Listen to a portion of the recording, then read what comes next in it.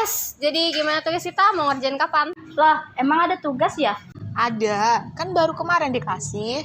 Kamu kan tiap kuliah mau terus di ruangan, mana dengar penjelasan ibu kemarin. Selamat pagi teman-teman semuanya. Gimana kabarnya hari ini? Jadi hari ini kita ada tugas ya. Tugasnya tugas kelompok, yaitu membuat makalah tentang sosiologi politik. Bu, bertanya, emang harus kelompok ya? Kenapa nggak sendiri-sendiri? Soalnya kan kalau berkelompok nanti bakal ngerjainnya lama. Loh, bukannya tugas kelompok itu mudah ya? Kalian bisa saling bertukar pikiran, habis itu kalian bisa kerjasama, bisa saling mengenal karakter satu sama lain loh. Jadi kalian bisa semakin dekat satu sama lain. Jadi paham kerja kelompoknya ya? Paham, Bu. Kalau begitu perkuliahan kali ini sampai di sini aja ya. Jangan lupa minggu depan dikumpul tugasnya di classroom, paham? Selamat siang. Ya, bangun Mel. Hah? Tapi ngomong-ngomong, dosen kita kemarin kayak mirip Kak Ros gitu ya? Iya juga ya. Enggak kok, itu mirip aja. Nggak mungkin aku lah yang jadi dosen, mirip aja kali itu tuh. Nggak mungkin aku. Jadi mau bikin kapan? Hari ini bisa nggak? Maaf ya Riz, kalau hari ini kakak nggak bisa. Besok aja ya. Yaudah, berarti kita ngerjainnya besok pagi aja ya di rumah aku jam 10. Oke? Sip.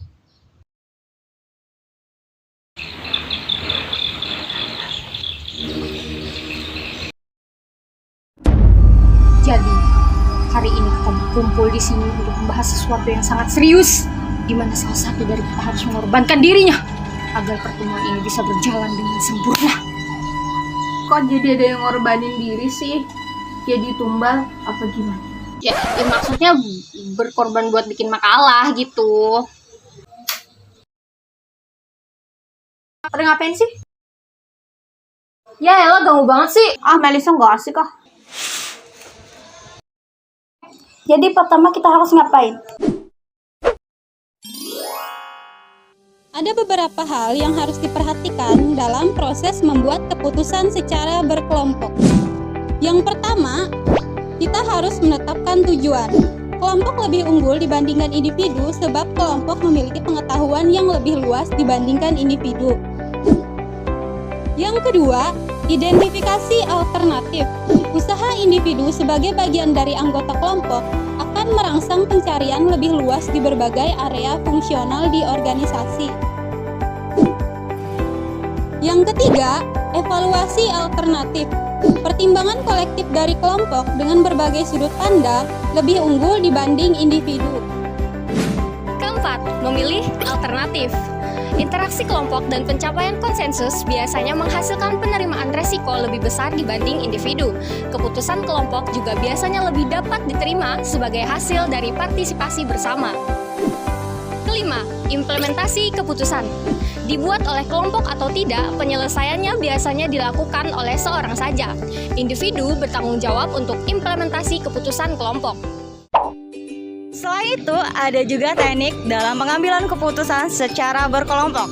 Yang pertama, brainstorming teknik, yaitu menyampaikan pendapat secara langsung. Teknik ini juga efektif dalam mengurangi gangguan campur tangan dalam pengambilan keputusan yang dihasilkan oleh kritik atau reaksi penilaian atas ide satu orang atau satu kelompok oleh kelompok lainnya. Yang kedua, yaitu denominal group. Menyampaikan pendapat secara tertulis, teknik ini membantu kelompok dalam menghasilkan sejumlah ide, mengevaluasi dan memilih solusi secara lebih terstruktur dan sistematis. Yang ketiga, delving teknik, Yaitu mencari pendapat menurut para ahli. teknik ini digunakan apabila kedua teknik sebelumnya dianggap kurang berhasil atau ketika ketidaksetujuan dan konflik menghalangi komunikasi. Maka kelompok akan membuat kuesioner dan dibagikan kepada para ahli untuk menghasilkan penilaian secara objektif. Materi kita udah selesai nih. Sekarang kita tinggal memilih siapa yang bikin makalah dan siapa bikin PPT-nya. Kalau kamu gimana, Mel? Mau nggak bikin makalahnya? Soalnya kamu kan bikin makalah sering rapi. Nggak mau ah, masa aku terus? Desi aja tuh. Aku Ini dia nih faktor-faktor penghambat dalam pengambilan keputusan secara berkelompok. Satunya. Aku. Kenapa nggak kamu aja sih? Masa aku terus? Gantian lah. Lack of group maturity atau kurang bekerja sama. Oke, tapi awas ya kalau banyak komen. Kalau aku yang bikin, nggak boleh ada yang ubah-ubah lagi. Uncritically giving one's dominant response atau tidak bisa dikritik. Ya aku gitu sih, kan kali aja makalahnya ada yang kurang, jadi teman-teman yang bisa bantu gitu. Nanti dibantu sama Melda bikinnya. Ya, gimana Melda? Social loving atau pemalas. Ya udah deh, yang penting ngumpul ya. Jangan gitu dong, harus bagus nilainya. Masa asal ngumpul doang? Conflicting goals of group members atau tujuan yang tidak sama. Ya kalau mau bagus, kamu aja yang ngerjain, kenapa nyuruh yang lain? Egocentrism of group members atau sifat egosentris anggota kelompok. Kamu ini gimana sih? Gimana apanya? Ada pula faktor penghambat lainnya, seperti failure to communicate and utilize information, lack of sufficient heterogeneity, inappropriate group size, dan yang terakhir, lack of sufficient time. Ya begitulah, pada akhirnya aku juga yang bikin makalahnya. Dan Karo sama Mbak Ain bertanggung jawab buat bikin PPT-nya. Memang sulit bekerja sama dalam kelompok, karena sifat orang yang berbeda-beda. Kadang ada yang egonya tinggi dan susah untuk diberi saran. Tapi ada pula yang kerja keras untuk hasil yang terbaik dan bersikap bijak di setiap langkahnya.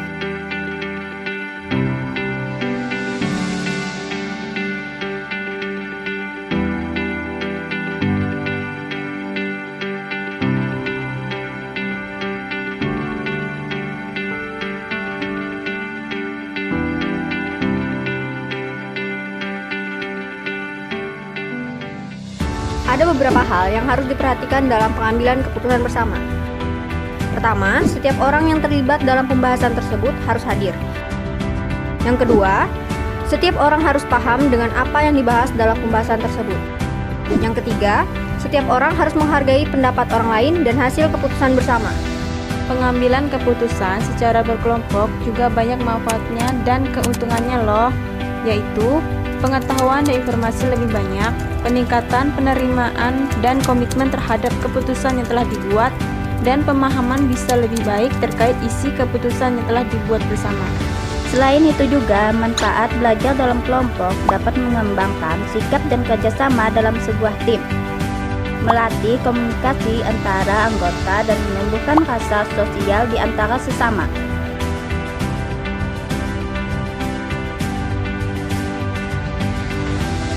Kelompok 7 sukses!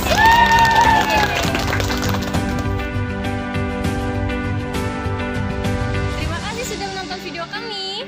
Jangan lupa like dan share. Dadah!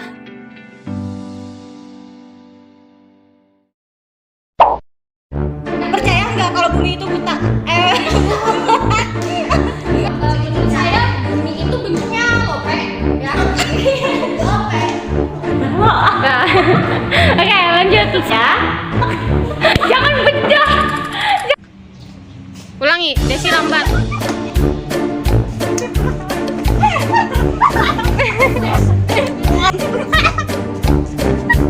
Ketawa nih coy. Karena itu ketawa. Melda jangan ketawa. Ngomong am, la ilaha illallah. Oh iya. Belum. Satu. Tiap kulit lah. Santai, beli dua. Ketawa. Aku yang bikin ketawa ya. Penjelasan ibu kemarin.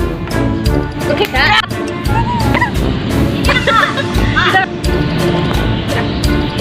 Jangan bedah. Kayak itu mah. Olah. Lagu. Yang keduanya lupa. 1, 2, putar. Lambatnya. Nah, aku miring tangan.